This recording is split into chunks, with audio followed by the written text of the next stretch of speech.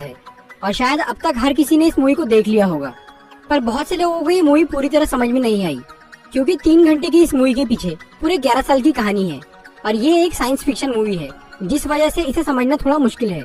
इसीलिए आज मैं आपको एवेंजर्स एंड गेम की पूरी स्टोरी समझाऊंगा। वहीं से शुरू होती है जहाँ पर एवेंजर्स इन्फिनिटी वॉर खत्म हुई थी। और अगर आप इन्फिनिटी वॉर की स्टोरी अच्छी तरह समझना चाहते हैं, जो कि एवेंजर्स का एक इम्पोर्टेंट मेंबर है, क्लिंट ने कुछ साल पहले एक कानून तोड़ा था जिसकी वजह से उसे हाउस अरेस्ट की सजा मिली थी और क्लिंट को उसके घर पे ही कैद कर दिया गया था। इसीलिए इन्फिनिटी वॉर में हॉकाई बाकी हीरोज की हेल्प नहीं कर पाया था। इधर क्लिंट अपनी फैमिली के साथ था और उधर थैनोस और एवेंजर्स की लड़ाई चालू थी। और जब थैनोस ने सारे इन्फिनिटी स्टोन्स का यूज करके चुटकी बजाई, तब यूनिवर्स की आधी पॉपुलेशन के साथ क्लिंट बार्टन की पूरी फैमिली भी धूल बन गई। पहले तो क्लिंट को ये समझ में ही नहीं आया कि उसकी फैमिली कहाँ गायब हो गई, लेकिन जब उसे सब पता चला तब क्लिंट गुस्से के मारे पागल हो गया और उसने ये कसम खा ली कि अब वो दुनिया के सारे बुरे लोगों को मार देगा, क्योंकि उसे ये लग रहा था कि बहुत से बेकसूर लोग बिना वजह ही धूल बनकर गायब हो गए, जबकि मरना तो बुरे लोगों को चाहिए था। इसीलिए क्लिंट बार्टन अपनी हॉकाई वाली पहचान छोड़कर एक नकाबपोश खूनी यानी रोनिन बन गया और वो अलग अलग देशों में जाकर वहाँ के बुरे लोगों को मारने लगा। इसके बाद हमें दिखता है स्पेस का सीन। टोनी स्टार्क और नेबुला, जो कि टाइटन पर जिंदा बच गए थे, वो दोनों एक स्पेसशिप से अर्थ पर लौट रहे थे। टाइटन की लड़ाई के दौरान वो स्पेसशिप खराब हो गया था, इसी वजह से वो काफी धीरे चल रहा था।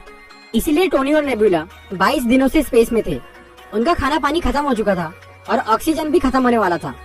टोनी पूरी तरह हिम्मत हार के मौत के इंतजार में सो गया, मगर कुछ देर बाद उनके स्पेसशिप के सामने कैरल डनवर्स यानी कैप्टन मार्वल आती है। कैप्टन मार्वल एक बहुत पावरफुल सुपर हीरो है। वो 1995 में अर्थ छोड़कर एक मिशन पर चली गई थी, पर जब 2018 में सब लोग धूल बनकर गायब होने लगे, तब निक फ्यूरी ने कैरल को एक इमरजेंसी सिग्नल भेज दिया था। इसीलिए कैरल अर्थ पर वापस लौट रही थी, लेकिन रास्ते में उसे टोनी और नेबुला का स्पेसशिप दिख गया, तो वो उस स्पेसशिप को उठाकर अर्थ पर ले आई।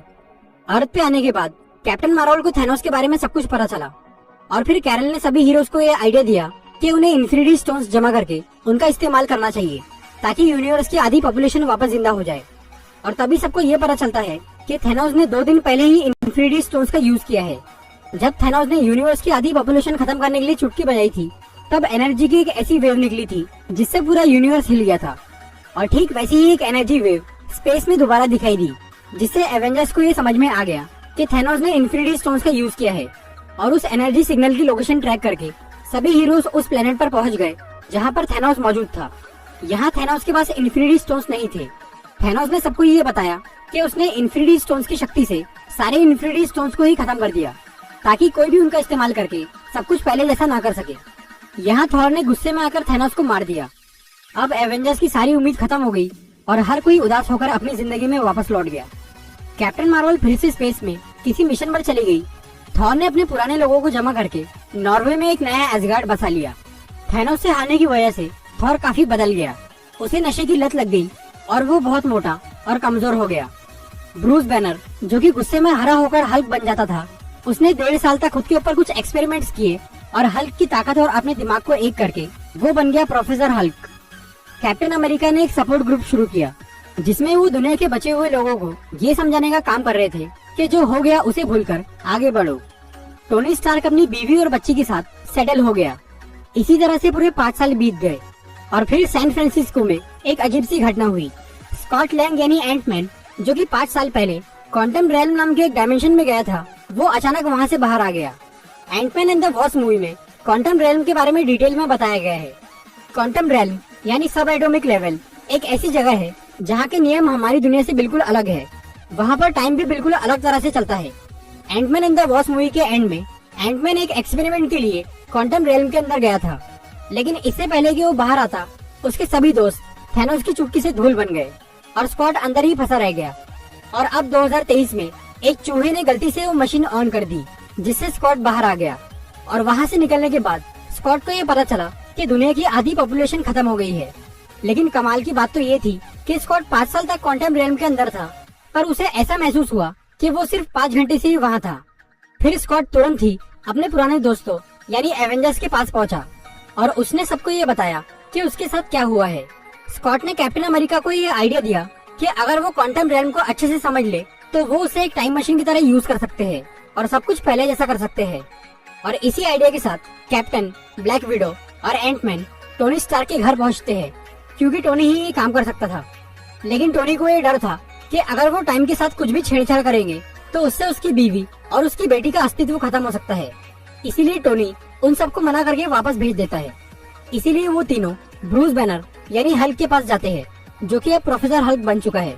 ब्रूस बैनर भी काफी इंटेलिजेंट है, इसीलिए वो टाइम मशीन बनाने के लिए मान जाता है, लेकिन उसकी टाइम मशीन ठीक से काम नहीं करती। दूसरी तरफ टोनी स्टार्क अपना इरादा बदलकर टाइम मशीन पर काम शुरू करता है और वो कामयाब हो जाता है। फिर टोनी कैप्टन से मिलकर उनकी पुरानी शील्ड वापस कर देता है, जो कि उसने कैप्टन से झगड़ा होने की वजह से ले ली थी। नताशा क्लिंट को ढूंढते हुए टोक्यो पहुंचती है और वो क्लिंट को समझाकर वापस ले आती है। हल्क और रॉकेट थॉर को वापस लाते हैं। फिर शुरू होती है टाइम मशीन की टेस्टिंग। यहाँ कुछ लोग ये सोचते हैं कि अगर टाइम में पीछे जाकर थैनोस को मार दिया जाए या उसे रोक दिया जाए तो सब कुछ अपने आप ठीक हो जाएगा। लेकिन हल्क सबको ये समझाता है कि ऐसा करना पॉसिबल नहीं है, क्योंकि पास्ट में कुछ भी चेंज करने से प्रेजेंट या फ्यूचर पर कोई फर्क नहीं पड़ता, बल्कि उससे एक अल्टरनेट टाइमलाइन बन जाती है और उस टाइमलाइन यानी उस रियलिटी का हमारी रियलिटी से कोई लेन देन नहीं होता। इसीलिए सब ये फैसला करते हैं कि वो पास्ट में जाकर सारे इन्फिनिटी स्टोन्स जमा करेंगे और उन्हें अपने टाइम में लाकर उनका इस्तेमाल करेंगे। सभी हीरोज ग्रुप में डिवाइड होकर अलग अलग टाइम और अलग अलग लोकेशन के लिए निकल पड़ते हैं। Iron man, captain America, Hulk और एंटमैन 2012 के न्यूयॉर्क में जाते हैं, जब लोकी ने चित्तौरी आर्मी के साथ मिलकर अर्थ पे हमला किया था। उस टाइम पर न्यूयॉर्क में 3 इन्फिनिटी स्टोन्स मौजूद थे। टेसेरे क्यूब में स्पेस स्टोन था, सेप्टर के अंदर माइंड स्टोन और आई ऑफ एगामोटो में टाइम स्टोन था। टोनी और स्कॉट टेसेरे क्यूब लेने के लिए जाते हैं, लेकिन वहाँ एक गड़बड़ हो जाती है और लोकी टेसेरे क्यूब लेकर भाग जाता है। दूसरी तरफ कैप्टन अमेरिका कुछ मुश्किलों का सामना करने के बाद सेप्टर यानी माइंड स्टोन हासिल कर लेते हैं। हल्क टाइम स्टोन लेने के लिए सेंटम सेंटोरम में जाता है, लेकिन तब टाइम स्टोन डॉक्टर स्ट्रेंज के पास नहीं था, बल्कि वो उनकी गुरु एंशिएंट वन के पास था। एंशिएंट वन हल्क को ये समझाती है कि अगर वो इन्फिनिटी स्टोन्स को फ्यूचर में लेके जाएंगे तो उससे मल्टीपल टाइमलाइंस बन जाएंगी, जिससे बहुत कुछ बिगड़ सकता है। लेकिन हल्क एंशिएंट वन को ये बोलता है कि इन्फिनिटी स्टोन्स का काम हो जाने के बाद वो उन्हें वापस उसी टाइम और उसी जगह पर रख देंगे, जिससे कोई गड़बड़ नहीं होगी। लेकिन फिर भी एंशिएंट वन टाइम स्टोन देने से मना कर देती है। पर जब हल्क उन्हें ये बताता है कि डॉक्टर स्ट्रेंज ने अपनी मर्जी से थैनोस को टाइम स्टोन दिया था, तो एंशिएंट वन ये समझ जाती है कि ये डॉक्टर स्ट्रेंज की गलती नहीं, बल्कि ये उनका मास्टर प्लान है। इसीलिए वो हल्क को टाइम स्टोन दे देती है।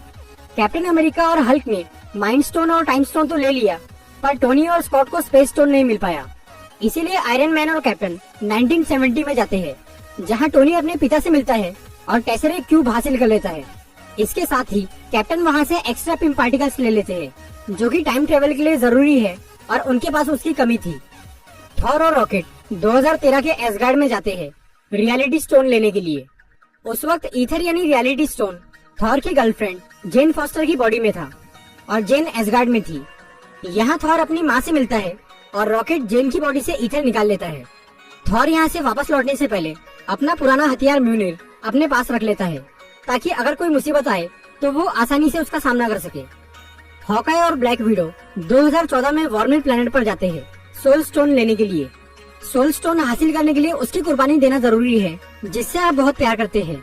क्लिंट और नताशा दोनों बहुत अच्छे दोस्त थे। वो दोनों जानते थे कि अगर उनमें से कोई ये कुर्बानी देगा तो दूसरे को सोल स्टोन मिल जाएगा। इसीलिए वो दोनों ही अपनी जान देने के लिए तैयार हो जाते हैं। लेकिन आखिर में ब्लैक विडो अपनी कुर्बानी देती है और हॉकाई को सोल स्टोन मिल जाता है। नेबुला और रोडी 2014 में मोरैक प्लेनेट पर जाते हैं पावर स्टोन लेने के लिए।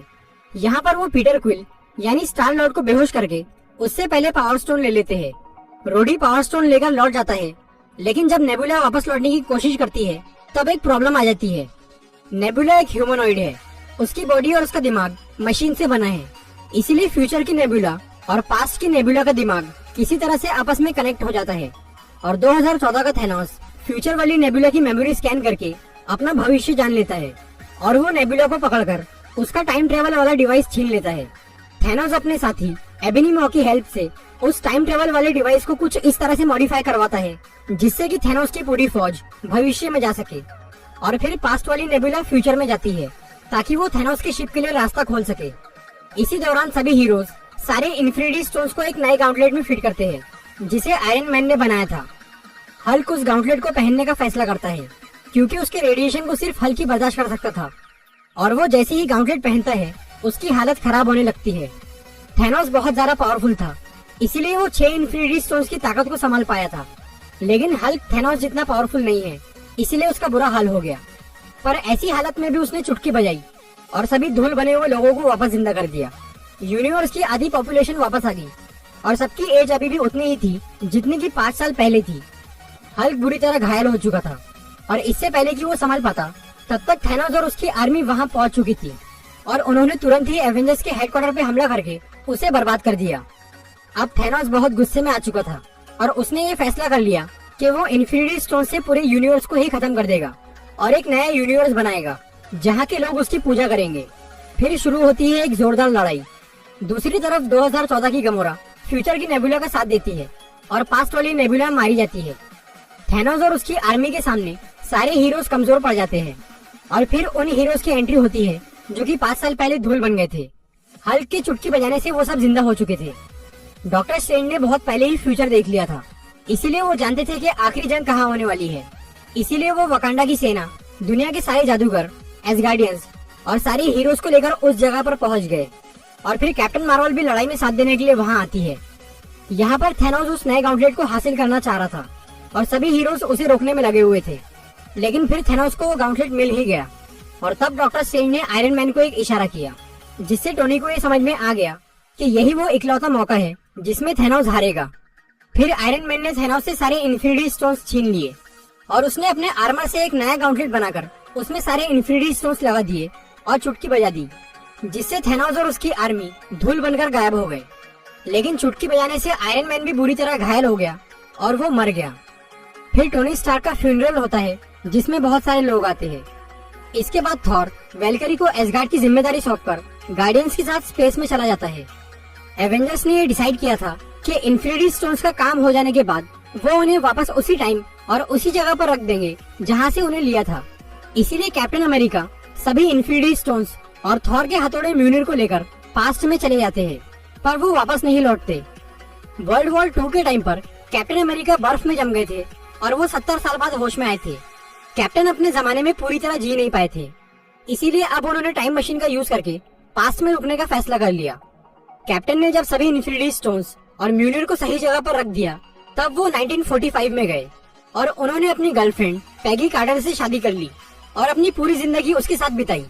लेकिन ये सब एक दूसरी टाइमलाइन यानी दूसरी यूनिवर्स में हुआ और इससे मेन यूनिवर्स पे कोई फर्क नहीं पड़ा।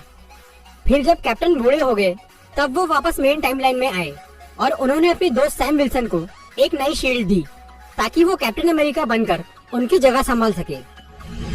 तो दोस्तों, ये थी एवेंजर्स एंड गेम की पूरी स्टोरी।